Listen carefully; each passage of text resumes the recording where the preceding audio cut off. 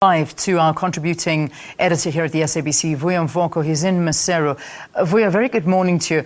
What is the voter turnout expected to be like tomorrow? Well, Lesotho expect, the politicians in particular, because obviously they have an interest in it, they expect a good turnout. Hence, they made sure that today where people were given time off, but also they've gone to South Africa to plead with the authorities there to release Basotho who are working in areas like Gauteng and in the Free State, to make sure that they use today to travel to come to Lesotho so that they can be able to vote tomorrow. So they are expecting a good turnout, because I think everyone has been trying to show every Basotho that there is a lot at stake for them in this election, because one of the things that they have come to realize is that the coalition politics, which they experienced the last time around, didn't work. So it is every party's wish that it gets an outright majority so that it can rule on its own.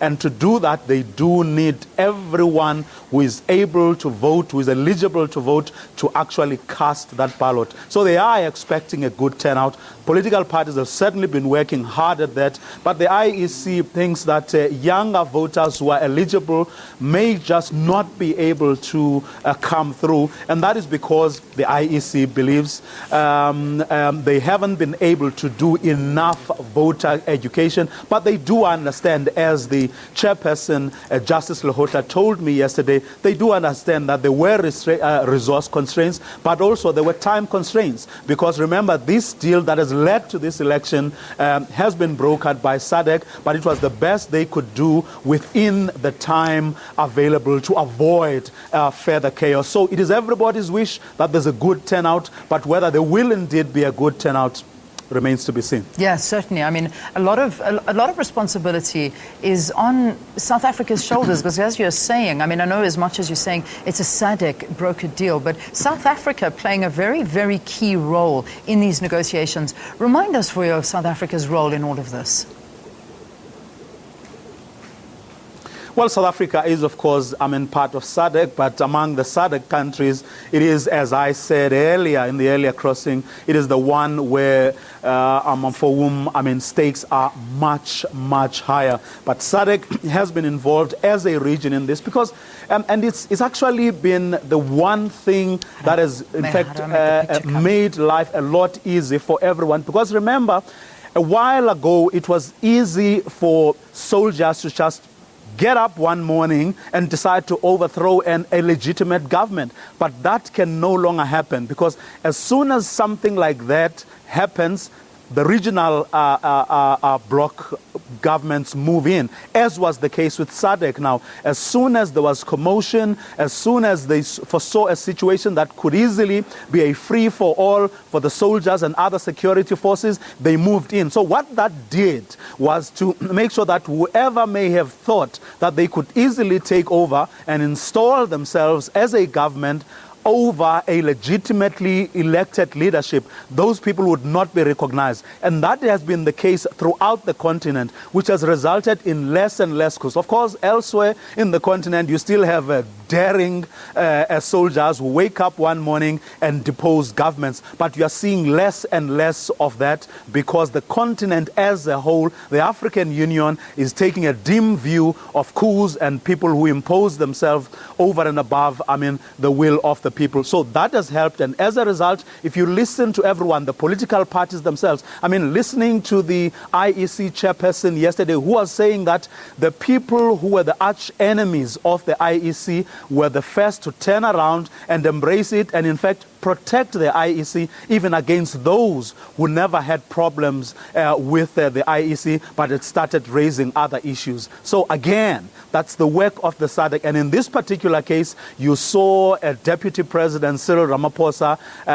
moving in and out of Lesotho, trying to broker deals with the political parties, trying to broker deals between and within the security forces in the country, which has played a great deal, like a great role in ensuring that Lesotho go to the polls tomorrow in an atmosphere that has been free of violence and intimidation, and in an atmosphere that up until now everyone agrees will be free and fair, and indeed the credibility of that poll is going to be protected as well, because as we were saying throughout the morning, SADC forces, intelligence forces, police, as well as the army have descended on Lesotho to make sure that even on election day, the poll's integrity is preserved. Yeah, most definitely. Now, we're looking at two parties, very strong parties. We're looking at the All Basotho Convention. We're looking at the Lesotho Congress for Democracy.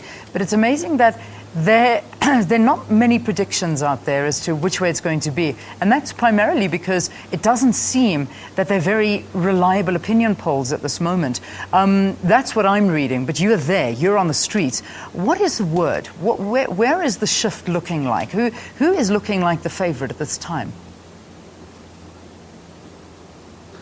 Well, Ian, people aren't expecting a great deal of deviation, shall we call it. In other words, people don't expect things to be far away from what they were the last time around, where you had CD polling the highest number of votes that a political party could muster. Unfortunately, they didn't have an outright majority, which then forced them to start negotiating coalitions. Now, the biggest party they could negotiate a coalition government with was the very party, which is the LCD, that they had broken away from months earlier. So negotiations were tough because the two of them got over 60% of the vote, but unfortunately could not form a coalition, where the situation then led to the current coalition, which has clashed from almost day one, which didn't hold. But the talk here